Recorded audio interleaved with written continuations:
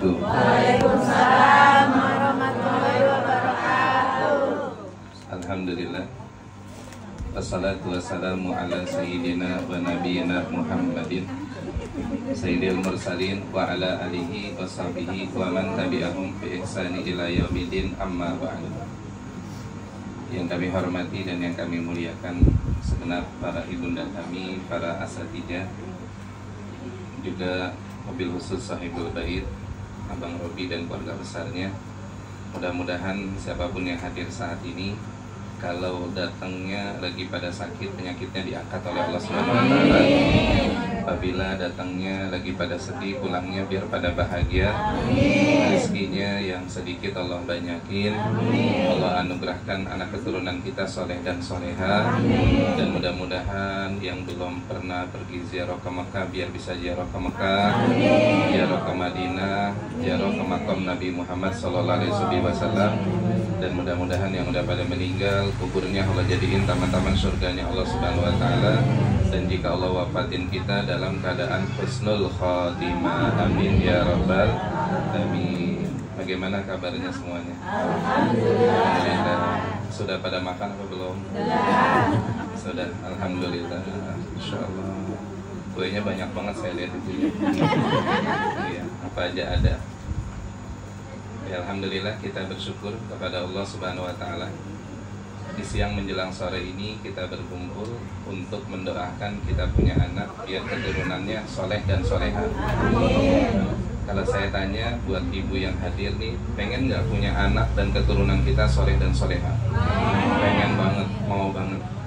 Ya, karena memang setiap kita yang udah pada menikah, tentunya salah satu kebahagiaan kita punya anak yang soleh dan soleha. Kalau pengen punya anak yang soleh dan soleha, ada beberapa yang harus kita lakukan. Yang pertama, kalau pengen punya anak yang soleh dan soleha, soleh dan solehakan diri kita terlebih dahulu. Jadi kita nih kalau pengen punya anak yang baik, kita jadi anak biar baik dulu sama orang tua kita. Pernah nggak dulu ibu pernah dengar begini, kalau emak ngomong, biarin emak disakitin, rasain nanti kalau punya anak disakitin sama anaknya. Ayo, pernah nggak dengar begitu? Pernah. Sekarang berasa banget. Dulu kalau kita lagi main congklak digeroin, kita kagak nyawa. Sekarang anak kita kan nggak main congklak, mainnya HP. Iya, sama aja kan, main-main juga kan. Dulu mah mana ada main HP. Orang mainnya pakai kaleng susu halo-halo gitu doang. Iya nggak dulu mah? Iya, cuma kan sekarang berasa kita semuanya. Dulu kita lagi main karet dikeroin, suruh beli cabai aja susah banget. Sekarang anak kita kalau pulang sekolah yang beliin cabai capek. Orangnya begitu. Itu artinya apa? Biru abaakum tabiru abnaakum. Kalau kita berbakti sama orang tua, nanti kalau kita punya anak, anak kita pun akan berbakti kepada kita. Sekarang akhirnya kita tinggal ngusap dadah doang. Astagfirullahaladzim, sama banget sama saya dulu ya. Ada nggak yang kayak gitu? Ada. Iya, ngerasain banget, rasain. Saya waktu itu ibu ngisi tausiah di daerah Ciledug. Ada nenek-nenek tuh, nyai-nyai, ibu-ibu, dibilang, benar banget katanya Ustadz, saya waktu belum nikah, waktu masih kecil, masih gadis katanya, itu orang tua saya omelin mulu. Kalau jalan lama mulu, akhirnya kata mas saya apa? Biarin ntar, bahasa Betawi ini gini bu ngomongnya orang tua, biarin ntar lu kalau tua lu bongkok banget ibu orangnya. Bener, kalau jalan sampai begini ngaku sendiri, ya Allah ini bener Pak Ustadz, buat pelajaran aja katanya. Kalau orang tua kalau udah ngomong itu mulutnya adalah doa bagi kita semuanya. Makanya jangan sembarangan kita sama orang tua. Orang tua jamaah sekalian. Ada kan tuh qasidahnya ya, ibu kaulah wanita yang mulia, derajatmu 3 tingkat dibanding ayah. Kita kalau qasidah itu biasanya sedih aja udah. Iya, kau mengandung kan doanya terkabulkan, kan gitu ya. Apalagi terusannya? Iya. Biasanya kalau yang qasidah apa? Saya biasanya kalau ada qasidah begini, kalau emang masih nabu, saya minta qasidah ibu coba. Qasidah ibu itu kalau kita sedih nangis, ya Allah kita sama orang tua banyak salahnya. Ya kita sama orang tua belum sempat berbaik, orang tua kita udah meninggal dunia aja mas kalian. Itu yang pertama, solehkan diri kita dulu, baru Allah akan solehkan kita punya anak. Jamaah sekalian, kalau ada yang bertanya, kalau orang tua kita udah meninggal gimana? Menjadi anak yang baik, sekalipun orang tua udah meninggal, nggak ada batasannya jamaah sekalian. Bagaimana kalau punya rezeki, sedekahin, niatin buat orang tua. Kalau dulu kita waktu beliau masih hidup belum bisa ngebahagiain, maka jangan sakitin pula ketika orang tua kita udah meninggal dunia. Biar baik, kalau haul adein jamaah sekalian. Kalau emang punya rezeki, niatin. Kalau masjid lagi perlu bantuin, niatin buat orang tua. Kan begitu ya jamaah sekalian ya. Jangan kayak orang-orang sekarang, harta orang tua diambil, kontrakannya diambil, haul aja kagak pada mau jamaah sekalian. Bukan orang sini, orang sono. Orang sini mah saleh-salehah semuanya. Ya, terus yang kedua jamaah sekalian, kalau pengen punya anak yang saleh dan salehah, carilah pasangan yang baik. Ya, kalau pengen nyari mantu bu, cari mantu yang baik, jangan sembarangan mantu. Jangan mantu kita lihat dengan hartanya aja, dengan tampangnya saja. Tapi lahnya mantu kita sholat apa kagak? Mantu kita ngaji apa kagak? Kalau guru kita pernah berpesan, kalau misalnya orang yang masih muda dia pada ngaji, nanti kalau dia punya anak, anaknya akan dapat berkah daripada apa yang dia dapat di dalam pengajian tersebut. Kan kayak kita ngaji nih bu, Allah turunkan rahmat sampai ke tulang sulbi kita nih semuanya ngerembes rahmatnya Allah Subhanahu Wa Taala. Makanya kalau dia nanti dia hamil, dia melahirkan, anaknya dapat berkah dari hadirnya di majlis ilmu. Makanya ada dalam kitab tuh dikatakan jamaah sekalian oleh para ulama-ulama yang soleh, hadis Rasulullah, tanda orang yang bahagia salah satunya adalah dia punya keturunannya yang soleh dan solehah. Dan tanda yang bahagia salah satunya adalah dia hadir di majlis ilmu. Dia hadir di majlis ilmu. Alhamdulillah. Ini Abang Robi ngajinya juga rajin, istrinya juga kalau ada waktu ngajinya juga rajin ya mas. Mudah-mudahan keturunannya soleh dan solehah. Ya, jadi kalau nyari mantu jangan cuma ngelihat harta dan melihat wajahnya saja. Lihat bagaimana dia sholatnya, ngajinya, berbakti tidak sama kedua orang tuanya.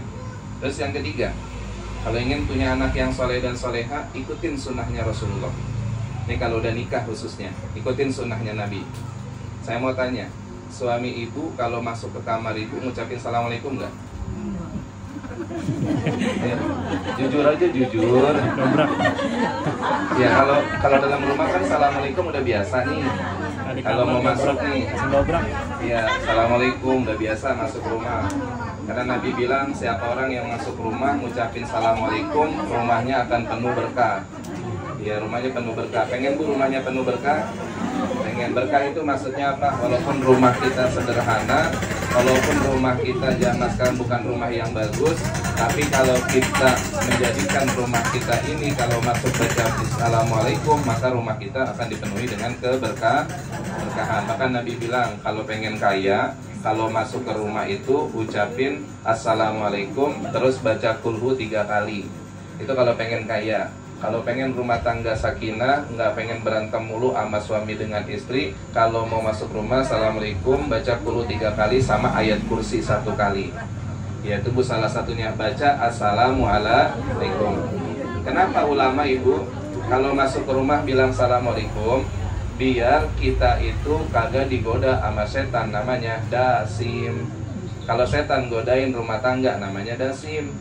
Makanya kalau ibu ngeliat suami gedeg aja gedeg, ya, ada kan ya, ngeliat suami bawaannya kayaknya kagak enak banget, kalau ada dia kayaknya ngap banget kamar, lekop, iya kan ada kan kayak gitu ya, berapa bang sono kagak enak banget, iya jamaah sekalian ada yang kayak gitu. Itu kalau ada yang kayak gitu bukan berarti karena ada orang kedua atau ketiga, bukan, itu boleh jadi ada si dasim, dasim bu. Kalau masuk ke dalam diri pasangan kita, jadi ngeliat dia kayaknya kagak enak aja.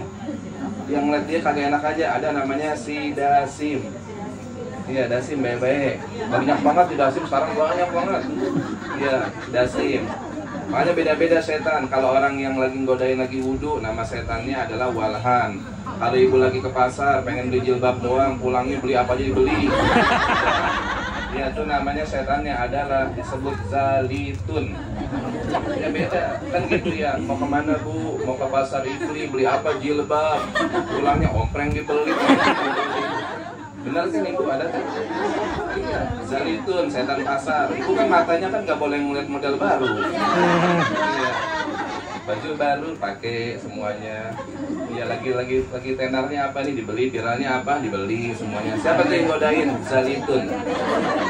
Zalitun. Kita kasih duit 1 juta habis dia. Ya, zalitun. Hah? Iya, duitnya ada. Kalau kagak duitnya ada, kita lama dong ngeliatin doang udah. Kan mau gitu kan? Iya. Kan orang-orang kita nih Bu, yang namanya ke pasar, jangankan beli, ngeliat juga udah girang aja. Ya nggak Ibu? Saya mah yakin kita kalau emang lama di pasar bukan karena kita pengen beli, pengen ngeliatin doang. Ke toko emas ngeliatin juga udah enak aja udah. Ya, itu namanya zalitun. Setan rumah tangga namanya adalah dasim. Makanya kalau masuk ke kamar, suami bilang ngucapin assalamualaikum. Ya, assalamualaikum dulu bang. Kalau dia masuk nih nggak assalamualaikum, keluar dulu bang, assalamualaikum dulu, biar dasimnya hilang. Ya. Saya tanya, ibu-ibu berani nggak kalau suami mau masuk ke kamar, dia nggak ngucapin salam, suruh balik dulu, suruh ngucapin salam? Berani nggak? Ayo, berani nggak? Hah? Udah dibilangin, alhamdulillah. Kalau yang suaminya ngaji dibilangin, dia sono keluar dulu, assalamualaikum. Assalamualaikum. Enak ya mas, sekarang bener deh. Orang yang masuk kamar yang ngucapin assalamualaikum itu akan penuh dengan kelembutan dan kasih sayang jamaah sekalian. Ya Allah, kita nih Bu kalau tidur sentuhan tangan aja sama suami sama istrinya, tangannya dipegang, dia dipeluk, megang tangan aja Bu, dosanya dari ujung rambut sampai ujung kaki diampunin sama Allah Subhanahu Wa Taala. Ini boro-boro pegang tangan orang masuk kamar diusir. Iya, pegangin tangannya. Iya, ya gitu ya. Pegangan tangan aja dosa kita diampunin. Kalau kita peluk Bu, 40 derajat kita diangkat. Ya, kalau dicium aja 60 derajat kita diangkat. Masya Allah. Jadi ibadah nggak kemana-mana, di rumah juga udah ibadah. Dasim. Itu yang pertama, sunnah nabinya ngucapin assalamualaikum. Terus kalau mau ikhtiar, pengen punya anak. Nih kita kan kalau pengen punya anak ada namanya ikhtiar. Kita bukan Sayyidatina Maryam. Yang Sayyidatina Maryam Masya Allah tanpa disentuh bisa hamil jamaah sekalian. Ya ini salah satunya seperti ini ya. Ada ikhtiarnya. Ikhtiarnya ada 4 Ibu caranya. Yang 3 boleh, yang 1 nggak boleh. Ini kalau pengen kita ikhtiar pengen punya anak. Saya tanya Ibu, kalau bikin kue bolu, kalau salah takaran jadinya apa? Bantet. Kalau bantet itu dimakan ya gimana? Kagak dimakan sayang-sayang. Namanya juga bantet. Iya. Makanya bikinnya hati-hati, takarannya harus pas, ngaduknya harus pas. Ya kan Ibu ya? Yang apa namanya tuh? Yang namanya masaknya juga harus tahu ukurannya. Begitu juga anak, ada 4 caranya Bu. Yang 3 boleh, yang 1 jangan. Mana yang 3? Kalau pengen punya anak yang baik, pengen punya anak yang soleh, suami kalau dia masuk kamar pengen ikhtiar kepada istrinya pengen punya anak, ajak dulu istrinya buat sholat berjamaah di bareng jamaah sekalian. Pernah nggak Ibu kalau udah pada nikah, dari awal nikah sampai sekarang, kalau pengen disentuh sama suami ngajak sholat dulu berdua? Bukan sholat wajib, sholat sunnah mutlak. Kalau disebut namanya sholat sunnah dukhul, sholat sunnah ketika ingin hubungan badan. Pernah nggak diajak kayak gitu? Boro-boro. Iya. Neng sholat dulu, sholat sunnah dukhul namanya di belakang. Ya. Ini yang pertama tuh ya, cara yang paling komplit, yang paling lengkap. Jadi sholat dulu, habis sholat pegang nih ubun-ubunnya sini jidatnya. Habis pegang di sini apain Bu? Bacain surat Yasin. Terus habis surat Yasin bacain Alam Nasroh. Habis Alam Nasroh bacain Qul 3 kali. Habis Qul 3 kali bacain yang namanya Qul Jibril Falaq, Qul Jibril Binas. Terus takbir 3 kali. Terus baca istighfar 3 kali. Baru baca Allahumma jannibna syaitan wa jannibna syaitan ma razaqtana. Bisa nggak kayak gitu? Kelamaan. Ya baca Yasinnya jangan lama-lama. Bacanya cepat. Bismillahirrahmanirrahim. Yasin wal Qur'anil hakim. Innaka laminal mursalin ala siratal mustaqim. Cepat. Nah, kalau baca Yasinnya Yasin wal Qur'anil. Ya lama itu mah. Tapi belum pernah kayak gitu. Ya, itu cara yang paling komplit Ibu. Lahir baca Bismillahirrahmanirrahim. Allahumma jannibna syaitan wa jannibna syaitan ma razaqtana. tanah. Itu yang pertama. Cara yang kedua ibu, cara yang kedua nih pegang tangannya, terus baca istighfar 3 kali, terus baca jamaah sekalian takbir 3 kali, langsung baca Bismillahirrahmanirrahim. Kenapa sih bu kita di situ baca istighfar? Biar kita bersih. Kalau kita bersih, nanti yang keluar dari diri kita ini akan jadi bersih. Nanti anaknya pun akan jadi anak yang bersih, jamaah sekalian. Itu salah satunya kenapa ulama ngajarin kayak gitu. Itu cara yang kedua. Baca istighfar, terus baca takbir 3 kali, terus baca Bismillahirrahmanirrahim. Istighfarnya biasa aja. Astagfirullahaladzim, astagfirullahaladzim, astagfirullahaladzim, Allahu Akbar, Allahu Akbar, Allahu Akbar, Bismillahirrahmanirrahim. Jangan istighfarnya astagfirullah, ya itu mah nggak jadi, nangis sudah. Iya, lagi orang bilang takbirnya gimana? Biasa aja Pak Ustadz, takbirnya biasa aja kan? Iya, Allahu Akbar, Allahu Akbar, Allahu Akbar. Habis itu mah mantunya, emaknya keluar. Ya, itu jamaah sekalian cara yang kedua. Yang ketiga, cukup hanya baca Bismillahirrahmanirrahim. Dalam keterangan kitab Qurratul Uyun dibilang siapa orang kalau deketin istrinya dia baca Bismillahirrahmanirrahim, maka kalau dia keluar air mani, keluar spermanya, kemudian jadi anak, nanti anaknya dia lahirkan atau anaknya sudah besar, setiap nafas daripada anaknya setelah dilahirkan, dosa kedua orang tuanya diampuni nama Allah Subhanahu wa taala. Itu jamaah sekalian gara-gara baca Bismillahirrahmanirrahim. Nah cara yang keempat, Bismillah kagak, doa kagak, main langsung aja, akhirnya digabungin sama setan. Kalau digabungin sama setan, anaknya suruh ngaji kagak mau, suruh sholat kagak mau, suruh ngapain kagak mau, maunya main game aja jamaah sekalian. Pertanyaan saya, ibu nomor berapa? Hah? Nomor berapa bu? Nomor 1, iya nggak? Kayaknya nggak mungkin. Baca Yasin dulu. Nomor 2, baca Bismillah, tadi baca istighfar. Pernah nggak baca istighfar dulu? Enggak. Nomor 3, Bismillah. Bismillah juga enggak, mak kebangetan. Ya. Bismillah aja udah ya. Bismillahirrahmanirrahim jamaah sekalian. Nah itu adalah cara-cara kita buat menjadikan anak keturunan kita soleh dan soleh. Jangan dilupain walaupun hanya sekedar baca Bismillah. Kemudian kalau istri kita hamil dan mengandung nih, kalau kita pengen punya anak, kan memang ulama ngajarin ya, kalau kita habis ibadah sama istri, kalau ibu pengen punya anak laki-laki, habis ibadah bener, itu langsung buru-buru miring ke kanan. Kalau pengen punya anak cewek, buru-buru miringnya ke kiri. Kalau kagak pengen punya anak, celentang aja udah. Iya, celentang aja udah. Itu dalam kitab Qurratul ini dijelasin begitu. Jadi kalau kita punya anaknya susah, mungkin habis hubungan badan jadi celentang. Ya, suruh miring. Kalau pengen punya anak cewek tadi miringnya kemana bu? Kiri. Kalau pengen punya anak cowok miringnya ke kanan. Kalau nggak pengen punya anak, celentang. Kalau pengen buang anak, tengkurap. Tengkurap lah. Tengkurap. Iya. Nah ibu selama ini miringnya miring mana? Kagak ingat. Nggak ingat miring kiri atau miring kanan. Iya, itu ya salah satunya. Makanya kalau orang nanya, anak saya kenapa cewek mulu? Mungkin miring kiri mulu. Anak saya kenapa cowok mulu? Mungkin miring kanan mulu.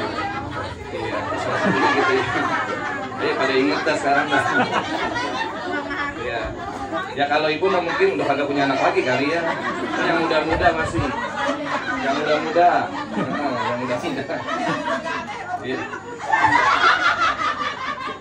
Ya kalau udah nggak ada pasangannya apa yang mau dimiringin? Ibu, Insya Allah. Ya itu ibu ya, seperti itu ya salah satunya. Terus kalau anak kita udah hamil nih ibu, diantaranya kalau hamil 3 dan 4 bulan banyakin makan jambu biji. Ya banyakin makan jambu biji. Kalau ada yang hamilnya 3 dan 4 bulan, banyakin makan jambu biji. Kenapa ibu? Karena jambu biji itu dapat menjadikan anak itu menjadi anak yang bersih, anak yang indah, dan anak yang manis. Itu ada salah satunya kayak gitu. Karena ada kisahnya juga ibu. Dulu ada waktu saya ngisi acara di daerah Tangerang, itu ada orang tuanya biasa, emaknya biasa. Ketika saya lagi duduk, itu dituangin air minum ibu. Itu cakep banget anaknya, cewek dan cowok. Cakep banget, saya tanya, Ustadz ini anaknya. Iya, emang Ustaz nggak percaya? Enggak sih, saya nggak bilang nggak percaya. Beda banget soalnya. Iya, orang juga ngomong kayak gitu. Iya, saya memang kurang cakep, anak saya cakep, alhamdulillah katanya. Itu emang kenapa? Kalau istri saya lagi hamil 3 dan 4 bulan, saya kasih makan jambu biji. Bener, anaknya cakep-cakep banget ya mas kalian. Ya, anaknya cakep banget. Yang kagak boleh nih Bu ya, yang kagak boleh bagi orang yang udah menikah. Pernah dulu ada di satu kaum itu sekampung jelek semuanya.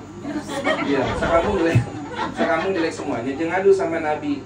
Waktu itu Nabi, ini kenapa anak saya jelek-jelek? Ditanya, emang ente ketika berhubungan bagaimana? Apakah ente berhubungan dalam keadaan head? Iya benar, banyak istri kami lagi head, kami hubungan jadi anak, akhirnya anaknya jelek-jeleknya mas kalian. Iya, makanya kalau lagi head jangan mau ibu ya. Iya, jangan mau. Iya kan namanya orang kadang-kadang kalau nggak ngerti ilmunya kan main-main ini aja Bu. Makanya harus paham tentang ilmu, makanya harus ngaji ya mas, biar tahu mana yang haram, mana yang tidak diharamkan. Nah terus kalau udah usianya 4 bulan 10 hari ada namanya acara di situ 4 bulan 10 hari. Kalau ditiupin arwah berapa sih 4 bulan 10 hari? Itu ditiupkannya arwah. Makanya kita kadang-kadang kalau acara 4 bulan baca di situ jamakkan surat Yusuf sama surah Maryam. Tujuannya apa? Biar akhlaknya baik seperti Nabiullah Yusuf dan Sayyidatina Maryam. Ingat Bu ya, akhlak bukan rupa. Kalau rupa tergantung emak sama babanya aja. Iya, kalau babanya emang agak mancung ya mula mungkin anaknya pesek banget kan ya. Iya, tergantung. Jangan protes. Ya Allah, saya udah baca surat Yusuf, anak saya kok begini-begini aja. Akhlaknya ya, ingetin. Terus setelah 4 bulan 10 hari, makanya Bu dalil 4 bulan 10 hari dijadikan sebagai dalil iddah. Kalau ada seorang wanita suaminya meninggal dunia, maka dia boleh nikah lagi kalau udah 4 bulan 10 hari. Kalau sebelum 4 bulan 10 hari belum boleh nikah lagi. Kalau dia nikahnya nggak sah jamaah sekalian. Itu namanya iddatul wafa. Nah terus jamaah sekalian kalau udah 7 bulan ada namanya acara nuju bulanan. Ya kan Ibu ya? Kenapa acara nuju bulanan? Biar bayi di 8 bulan diselamatin dan dilindungi oleh Allah Subhanahu wa taala. Karena bayi kalau 8 bulan itu muda lagi. Yang lahir usia 8 bulan selamat adalah Nabi Isa alaihi salam. Kalau Nabi Muhammad kan dalam kandungan ibundanya kan 9 bulan, sama kayak kita ini 9 bulan. Yang paling lama itu Imam Syafi'i sampai 4 tahun lamanya jamaah sekalian. Mau nggak ibu ngandung sampai 4 tahun? Ya, itu Imam Syafi'i sampai 4 tahun lamanya. Ya, Imam Syafi'i jangankan 4 tahun ya. 4 tahun tuh Imam Syafi'i. Ya, nah kemudian setelah dia misalnya udah mau ini jamaah sekalian udah mau melahirkan, itu banyakinlah makan kurma. Ya karena kurma itu akan melancarkan. Dan kalau ibunya lagi menyusui nih kayak sekarang nih Abang Robi, itu banyakin makan korma juga. Kenapa? Kalau makan korma akan menjadikan anaknya menjadi anak yang cerdas jamaah sekalian. Nah kalau baru dilahirin ngapain? Adanin. Ya ajanin dulu orang tuanya biar apa? Lam yaduru syaitan, biar nggak dibahayain sama setan. Kalau punya anak nih Bu masih kecil, dadahnya pegang, bacain surat Alam Nasroh, biar nih hatinya lembut, hatinya sabar. Ibu-ibu kalau lagi menyusuin yang bener, jangan sambil nyusuin ngomongin orang, jangan sambil nyusuin dedek sama suami. Ntar anaknya kayak gitu, dikit-dikit ngambek mulu tuh anak. Iya, karena dalam kitab perhiasan bagus, nggak boleh sembarangan kita berbuat kalau lagi nyusuin anak kita. Ya nggak boleh sembarangan, nggak boleh punya sifat kesel, nggak boleh punya sifat dengki. Kalau ibu punya sifat dengki, ntar anaknya dengki juga. Kalau ibu punya sifat ngambek mulu, ntar anaknya dikit-dikit ngambek mulu tuh anak. Masih kecil manyun mulu masih kecil. Ada yang kayak gitu ibu? Ada. Gara-gara ibu lagi nyusuin ngambek mulu. Iya jangan, kan pernah dulu dari Persia ada seorang ibu-ibu itu punya anak berusia 7 tahun, anaknya hafal Quran, hafal hadis. Ketika ditanya, ibu nih anak masih kecil kok bisa kayak gini, ada nggak ikhtiarnya? Ada. Kalau dia mau nyusuin, dia bilang aku nggak menyusuin anakku kecuali aku dalam keadaan berwudu jamaah sekalian. Pernah nggak ibu lagi anaknya nangis dulu ya neng mau wudu dulu, ada nggak gitu? Boro-boro kita mah wudu dulu jamaah sekalian. Itu salah satunya, jaga. Kenapa? Karena berkah banget. Yaitu pegang nih surat Alam Nasroh. Kalau dahinya pegang baca surat Inna Anzalnahu fi Lailatul Qadar. Ulama bilang kalau ada seorang orang tua anaknya di surat bacaan Alam Nasroh di dadahnya, di sini nih di lehernya atau di dahinya bacain surat Inna Anzalnahu fi Lailatul Qadar, orang tersebut, anak tersebut akan dijaga daripada perbuatan zina jamaah sekalian. Ini penting banget bagi kita. Karena di akhir zaman nih yang paling merebak sebagai tanda hari kiamat adalah kasratuz zina, banyaknya perbuatan zina di mana-mana jamaah sekalian. Kita khawatirkan sama anak-anak kita, apalagi wanita, mau cowok juga, baca surat Alam Nasro, kemudian di dahinya nih baca surat Inna Anzalnahu fi Lailatul Qadar. Ini masih kecil-kecil kayak gitu tuh, betul nih semuanya baca, pegangin. Kalaupun misalnya udah gede nggak apa-apa pegang Inna Anzalnahu. Ya kalau dia misalnya susah banget dibilanginnya ibu, anak kita ngambek mulu, main HP mulu, sama sholat kagak mau, ajanin anak kita. Pernah nggak ibu ngajanin anak? Ini masih kecil misalnya, adatnya gede banget, ajanin. Karena di dalam kitab fikih itu, orang yang akhlaknya jelek itu sunnah diajanin. Bukan anak kecil aja, ibu juga kalau akhlaknya jelek, ajanin. Iya, abang ngaji kagak mau, kalau ngerumpi demen banget. Iya. Ya kalau jam 2 demen banget duduk di atas balai di bawah pohon jambu. Ya ngomongin orang kalau ngaji aja dah. Ya lagi banyak ini, ya lagi kagak enak, besok dah ngaji, besok kagak ngaji akhirnya. Nah kalau kayak gitu gimana caranya bu? Ajanin. Itu ru'yah juga. Pernah nggak ibu diajanin? Nggak pernah. Suami ibu kalau pelit banget ajanin. Ya, ajanin juga. Cuman kalau ngajarin dia lagi nggak tidur kan kita takut. Ngajarin lagi tidur aja. Allahu Akbar, Allahu Akbar. Iya. Kalau jam melek ngapa neng? Enggak, cuma latihan. Kita latihan doang udah bilang. Ya, kayak gitu ajarin. Anak-anak kecil tuh ajarin. Kenapa jamaah sekalian? Karena ajan itu dapat mengusir setan. Ya adanin anak-anak kita. Nah terus apalagi ini di lehernya, pegang di sini. Kalau dalam kitab itu dikatakan baca di kitab perhiasan bagus, ya Raqib 7 kali. Dibaca ya Raqib 7 kali. Fallahu khairun hafidhan wa huwa arhamur rahimin. Pernah nggak kayak gitu ibu? Lehernya dipegang di sini. Kan kalau orang habis nikah bu, dipegang sunnah pegang palanya, baca doa situ kan Allahumma nas'aluka khairum ma fi khairum ma jabalta wa na'udzubika min syarri ma jabalta. Terus pegang ininya ya Raqib 7 kali. Terus Fallahu khairun hafidhan wa huwa arhamur rahimin.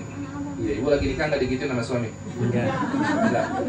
Pantes ibunya ngelawan sama suami ya. Iya, kalau nggak mau lawan pengen soleha, ini pegang ininya. Anak kita juga gitu, pegang lehernya giniin, ya Raqib 7 kali. Setelah itu fallahu khairun hafidho wa huwa arhamur rahimin. Dijaga. Karena kita kan kurang doa bu sama anak. Anak kita bandel, kita ngomel mulu. Ya doa mah kagak. Ada nggak ibu anak bandel malam ibu bersujud kepada Allah, kita nangis minta sama Allah, ada nggak yang kayak gitu? Enggak, paling dia buat status, anak pusing banget sama anak. Ya, kebanyakan orang tua zaman sekarang ngadu sama Allah nggak pernah, ngadunya sama netizen. Kata netizen sabar ya, saya juga sama gitu. Sama semuanya zaman sekarang akhirnya. Berdoa kepada Allah Subhanahu. Kalau pengen punya anak saleh-saleh bu, kalau lagi salaman doain Allah yahdik, semoga Allah memberikan petunjuk. Kalau anak kita nguji kita banget, jangan pernah nyumpahin anak karena sumpahnya ibu dikabulin. Dia pergi naik motor misalnya, kalau bensinnya belum habis belum pulang, karena kita sumpahin biar dia ketabrak, berarti ibu ntar anak, jangan sembarangan ngucapin kepada anak. Kalau lagi marah pun begitu, biarin 7 keturunan ntar, jangan, benar terjadi ibu jangan sekalian. Karena sumpahnya orang tua terkabulkan sebagaimana terkabulkan doanya orang tua. Makanya masya Allah ya, terakhir Nabi bilang ibu, siapa orang yang memandang wajah anaknya dengan pandangan rasa syukur, dengan pandangan gembira, maka dia seperti mandang wajahnya Nabi Muhammad SAW. Ini anak kecil nih kita lihatin nih, Allah senang. Ya anak saya nanti bakal nyelamatin saya. Kalau anak kita nih atau cucu kita, dia nanti kalau bisa ngaji baca bismillah aja, kuburan emaknya, nyainya, engkongnya Allah jadiin taman-taman surganya Allah Subhanahu wa taala. Ya masya Allah ibu kalau punya anak udah bisa ngucapin Allah itu ibu bersyukur. Punya anak udah baca bismillah, ibu bersyukur kepada Allah Subhanahu wa taala. Kenapa? Bismillahnya, kalimat Allahnya bakal nyelamatin nyainya, engkongnya di alam barzahnya Allah Subhanahu wa taala. Kalau mandang mereka bu, makanya dikatakan seperti mandang wajahnya Nabi Muhammad SAW. Mudah-mudahan Bang Robi anaknya Allah jadikan anak yang soleh dan soleha, dan mudah-mudahan yang hadir pun Allah berikan keberkahan, Allah berikan rezeki yang banyak, dan mudah-mudahan yang hadir semua di sini ya Allah satu saat bisa hadir di depan Ka'bah Al-Mukarramah, bisa hadir di depan kuburnya Nabi Muhammad SAW. Allah jadikan rumah tangga kita sakinah mawaddah warahmah, Allah anugerahkan anak keturunan kita soleh dan soleha, dan mudah-mudahan ya Allah siapapun yang hadir saat ini nggak pulang dari majlis ini hajatnya dikabul oleh Allah Subhanahu wa taala. Rabbana atina fid dunya hasanah wa fil akhirati hasanah wa qina adzabannar. Wa sallallahu ala sayidina nabiyina Muhammadin sayyidil mursalin wa alihi washabbihi ajmain walhamdulillahi rabbil alamin.